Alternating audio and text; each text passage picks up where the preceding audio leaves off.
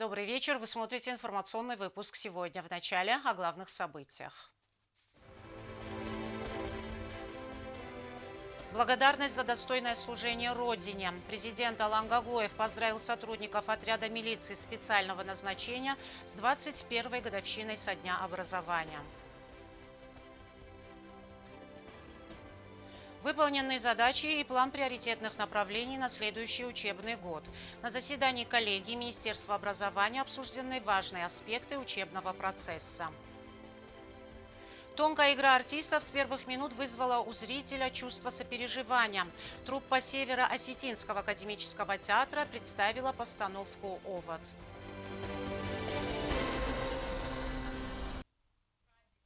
Президент Алан Гаглоев посетил пункт пропуска Нижний Зарамак, где принял участие в рабочем совещании по вопросам реконструкции. Алан Гаглоев осмотрел объекты, обустроенные в рамках модернизации пункта пропуска и оборудованные для быта граждан. Как отметил директор Департамента госполитики в области обустройства пунктов пропуска через государственную границу Министерства транспорта Российской Федерации Михаил Кукаев, в скором времени заработают дополнительные полосы, которые были модернизированы в рамках реализации программы. Президент обозначил проблему возникновения пробок, заявив, что при вновь построенных полосах важным остается их фактическое функционирование. Следует отметить, что при наличии дополнительных полос, если они не будут функционировать в полном объеме, все равно останется проблема с многочасовыми пробками. Для максимального комфортного пересечения гражданами границы президент предложил создать рабочую группу, которая будет в ручном режиме решать возникающие проблемы, такие как пробки на пункте пропуска. Михаил Кукаев отметил, что необходимо проработать этот вопрос совместно с соответствующими службами. По его словам, в апреле текущего года также будет компоновочная схема, где будут расписаны все этапы работы по реконструкции пункта пропуска. Наша задача, чтобы люди себя чувствовали комфортно при пересечении пункта пропуска, добавил Кукаев. Президент Алан Гаглоев подписал указ об освобождении Алексея Варзиева от должности руководителя службы внешней разведки. Еще одним указом главы государства обязанности руководителя службы возложены на заместителя главы СВР Андрея Гаглоева. Сегодня отряду милиции специального назначения исполняется 21 год со дня образования. С праздничной датой бойцов поздравил президент Алан Гаглоев.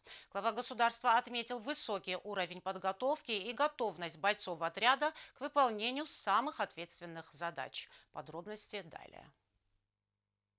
Президент Алан Гаглоев поздравил сотрудников отряда милиции специального назначения с 21-й годовщиной со дня образования отряда. Глава государства посетил торжественное построение личного состава, которое состоялось на территории расположения отряда. В своей поздравительной речи Алан Гаглоев отметил профессионализм сотрудников УМСН. Бойцы отряда служат примером патриотизма для подрастающего поколения, сказал он. Высокий уровень подготовки и готовность к выполнению самых ответственных задач гарантируют безопасность граждан республики и укрепляют закон и правопорядок в государстве. Вы зачастую несете службу в условиях, требующих особых навыков. Но решительные действия в самых сложных ситуациях говорят о высокой профессиональной подготовке и постоянном повышении необходимых навыков. Алан Гаглоев поблагодарил собравшихся за самоотверженное служение Родине. Благодарю вас за службу, самоотверженное служение наших общих ценностей, за постоянное стремление к совершенству решений поставленных перед вами задач. Желаю вам крепкого здоровья, счастья и дальнейших успехов. И пусть каждый день будет наполнен гордостью за вашу службу и уверенностью в собственных силах. Министр внутренних дел Алан Гучмазов поздравил личный состав ОМСН с профессиональным праздником и подчеркнул, что ни одна из операций правоохранительных органов не обходится без активного участия сотрудников спецподразделения. Как и 20 лет назад, в наши дни сотрудники отряда участвуют в проведении мероприятий, направленных на предупреждение и пресечение преступлений по задержанию особо опасных преступников. Сегодня практически ни одна из операций правоохранительных органов не обходится без активного участия сотрудников ОМСН. Алан Гучмазов отметил ветеранов спецподразделения, которые внесли большой вклад в безопасность нашей республики. Глава МВД также выразил слова благодарности в главе государства и вручил ему памятную юбилейную медаль к 20-летию образования СОБР. Далее состоялась церемония награждения отличившихся бойцов. Указом президента специальное звание полковник милиции было присвоено подполковнику милиции, заместителю командира ОМСН Владимиру Плиеву. За большой вклад в дело обеспечения законности и правопорядка и многолетний плодотворный труд почетное звание «Заслуженный работник правоохранительных органов» было присвоено командиру отряда милиции специального назначения Руслану Бетееву.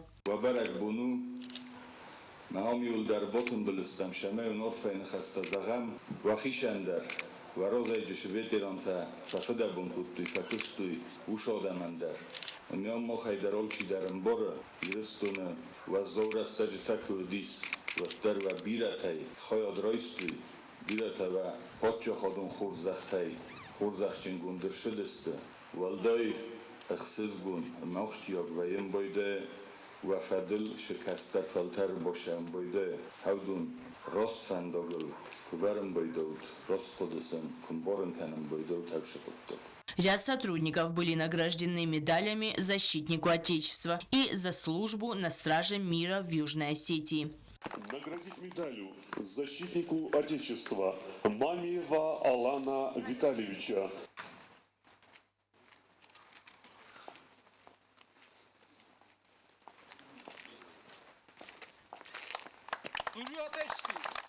После Алан Гаглоев передал ОМСН автомобиль УАЗ «Патриот». По традиции, в заключении торжественной части мероприятия личный состав ОМСН представил показательные выступления с элементами задержания автотранспорта с вооруженными преступниками и освобождения заложников, а также продемонстрировали навыки владения оружием.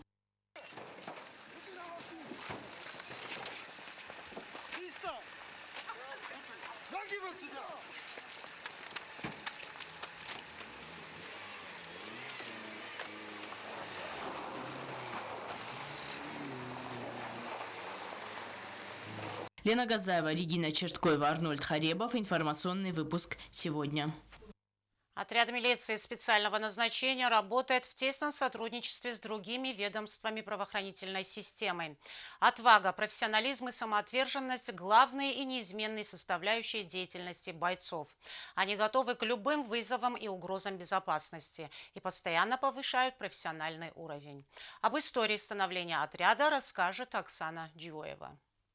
Отряд милиции специального назначения МВД Республики Южная Осетия был образован в 2003 году. Тогда это был СОБР, специальный отряд быстрого реагирования, и был основан с целью обеспечения безопасности и защиты граждан и интересов государства. 21 год отряд предотвращает опасные преступные действия, противодействует организованной преступности. Бойцы СОБРа с честью и достоинством выполняют сложные и рискованные задачи. Отряд милиции специального назначения работает в тесном сотрудничестве с другими ведомствами правоохранительной системы и со специальными службами. Чтобы быть готовыми к любым вызовам и угрозам безопасности, бойцы постоянно повышают уровень профессионализма. Кроме борьбы с внутренним врагом, отряду пришлось встать на защиту рубежей Республики Южная Осетия в 2004 и 2008 годах. Сотрудники СОБРа рисковали жизнью и принимали активное участие в обеспечении безопасности страны. За проявление героизма в ходе военных действий в августе 2008 года 3 сотрудника СОБРа награждены высшей государственной наградой Республики Южная Осетия. Ордена Уатсамонга удостоены Альберт Гаглоев, Шурейна Декануидзе и Андрей Лалиев. Оксана Джоева, Зарема Арсоева, ГТРК ИР. Информационный выпуск сегодня. Глава администрации Знаурского района Алан Гобозов в рамках плановых встреч встретился с жителями сел Зиуатской сельской администрации. Алан Гобозов в своем выступлении отметил, что знаком с проблемными вопросами сельчан и поэтапно они будут устраняться. В планах заасфальтировать основную дорогу, ведущую в села. Благоустройство требуют и сельские дороги. Также необходимо решить вопрос водоснабжения сел, где существует острая нехватка питьевой воды. Жители озвучили и проблемы, связанные связанные с уличным освещением. Глава района подчеркнул, что озвученные проблемные вопросы не останутся без внимания и будут решаться. Rajon mástos kumbastianel, rajon tingest. Iuldar, aham ustar dumej, aham problemota, alle kavedali adnoi toje, ličina juri mahajor muslimon kan. Iuldar juri fandakta, datda ruxeta stolbota, centrali fandakha, khishar beguratna. Guratej kha. Asfalt bejshawle khas. Ez da orzen afta zabun, 100% asfalt roida bejstalazen.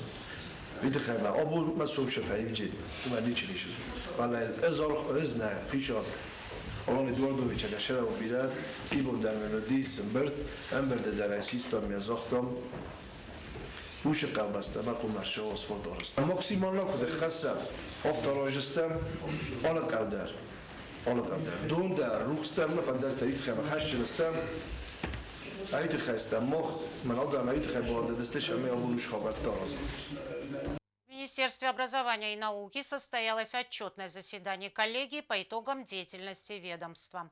С результатами работы выступил министр образования Аслан Лулаев. Он отметил, что в минувшем году уделялось повышенное внимание программе духовно-нравственного воспитания подрастающего поколения, сохранению, изучению и развитию астинского языка. Какие еще вопросы затронуты в репортаже Стеллы Бязровой? Поэтапное внедрение современных систем образования, улучшение академической успеваемости учащихся и работа над развитием осетинского языка – приоритетные задачи, которые стояли перед Министерством образования в прошлом году. Отчет о проделанной работе представил Аслан Лулаев. Были проведены как городские, так и республиканские олимпиады практически по всем предметам. Они стали основным показателем уровня образования учащихся. Отборочный тур Всероссийской профильной инженерной олимпиады «Звезда». Проведены министерские контрольные работы для обучающихся 10 и 11 классов, являющихся кандидатами на золотую и серебряную медали, с целью выявления психолого-педагогической готовности детей к школьному обучению был проведен мониторинг готовности к школьному обучению воспитанников подготовительных групп дошкольных образовательных учреждений. В течение отчетного периода проходила работа по программам духовно-нравственного воспитания подрастающего поколения и сохранения, изучения и развития осетинского языка. Отделом проводилось множество мероприятий, различные конкурсы, связанные с осетинским языком. Помимо этого разработана концепция развития осетинского национального образования и воспитания в республике. Разработан и утвержден базисный план для дошкольных образовательных учреждений к программе «Малусак».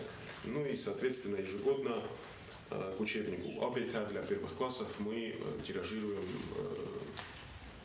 рабочие тетради. Издание учебника по истории Осетии вопрос пока открытый. Безусловно, его выход в свет является важным звеном в сохранении и передаче культурного наследия. По информации Лулаева, работы по подготовке учебника к изданию возобновились. Над материалом работали известные историки, профессоры, научные работники Южной и Северной Осетии. В книге будут охвачены все важные этапы этносоциального развития Осетии от древних времен и до новейшей истории. Мы с вами долго говорили, получен макет учебника по истории Южной Осетии. На данный момент времени он изучается нашими педагогами по истории Осетии, вносятся необходимые корректировки технического плана. Хочу подчеркнуть, что финальную редакцию произвел всем известный Руслан Сулейманович Бзаров. Учебник готовится к верстке, и я очень надеюсь, что к сентябрю будущего года данный учебник поступит в общеобразовательные организации республики. Важной составляющей образовательного процесса являются тематические конкурсы. Учащиеся школ республики принимают участие в различных конкурсах. У 11 победителей интеллектуальных соревнований была возможность отдохнуть в детском центре «Смена» в Анапе. Декабрь 2023 года 11 школьников из Южной Осетии при поддержке Министерства образования стали участниками дополнительной общеобразовательной программы «Всероссийский фестиваль русского языка и русской культуры» на площадке Всероссийского детского центра «Смена» в Анапе.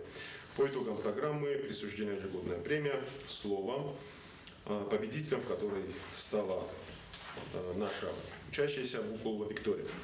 В течение года для педагогов школ республики проводились курсы повышения квалификации, семинары, встречи с коллегами из Российской Федерации. По словам Лулаева, поэтапно улучшается и материально-техническая база. Образовательные учреждения республики оснащены всем необходимым, в достаточном количестве обеспечены учебниками. Коллегия оценила работу министерства как удовлетворительную. Далее участники обсудили план приоритетных направлений на следующий учебный год.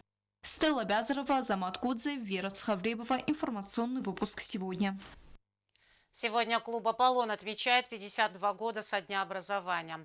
Клуб был основан по инициативе Тамары Шавлоховой в 1972 году и с тех самых пор является самым востребованным и инициативным клубом Южной Осетии. Истории, пропитанные временем, дыхание родной земли и приобщение как молодежи, так и людей старшего поколения к прекрасному. В основе работы клуба «Аполлон» сохранение традиций и исторически важных объектов, прививание любви к родным местам Осетии путем восхождений и экспедиций, а также открытие новых интересов для активного досуга. Стены клуба до сих пор помнят имена тех, кто когда-то становился частью Аполлона. Но времена меняются, а на смену ветеранам клуба приходят новые амбициозные студенты, покоряющие вершины своего Олимпа.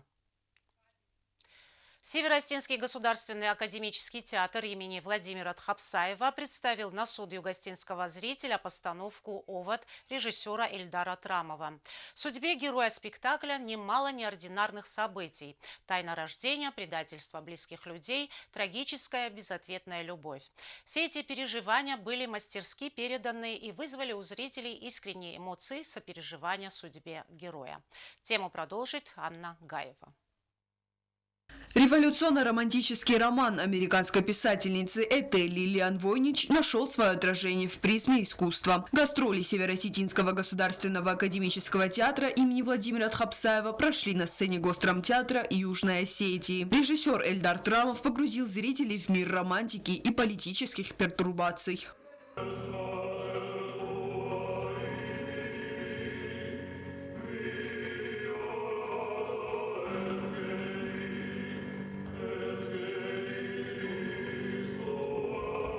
История юноши, бесконечно влюбленного в жизнь, ценящий каждый миг, проведенный вместе с важными для него людьми и полного идей. Артура Бертона впоследствии оказывается обманут и отвержен. Артур подстраивает свою смерть и после 13 лет возвращается на родину под другим именем, изуродованной внешностью и судьбой. Он предстает пред людьми, которых когда-то любил, в образе журналиста с псевдонимом Овод.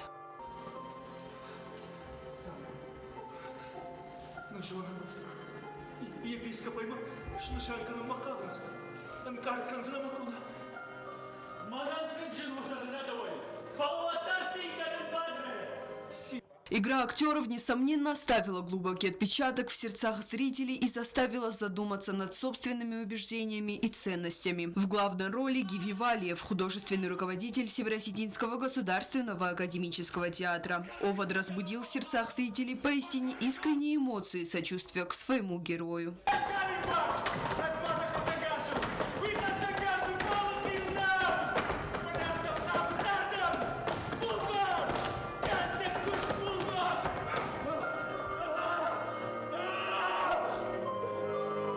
Как отметил худрук, театры Южной и Северной Осетии и в дальнейшем будут укреплять отношения и чаще будут наведываться друг к другу с новыми постановками. Сейчас к нам должны приехать театр Южной Осетии со спектаклем «Последний свидетель». Также мы должны сюда приехать в День театра. Буквально на днях мы определимся, чтобы два театра вместе отпраздновали День театра здесь, в Южной Осетии.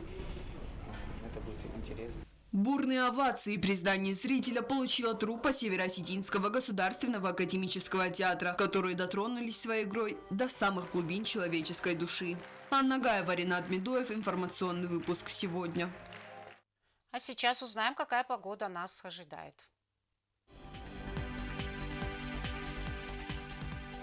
В республике ясно, в Знаурском районе днем плюс 10, ночью плюс 2. В Цавском районе днем 8 градусов тепла, ночью минус 2. В городе Квайса днем плюс 6, ночью минус 2. В Ленигорском районе днем 7 градусов тепла, ночью нулевая температура. В столице республики в Цхинвале днем 9 градусов тепла, ночью 0 градусов. На этом наша программа подошла к концу. Я Ирина Джуева. Желаю вам всего доброго и хороших выходных.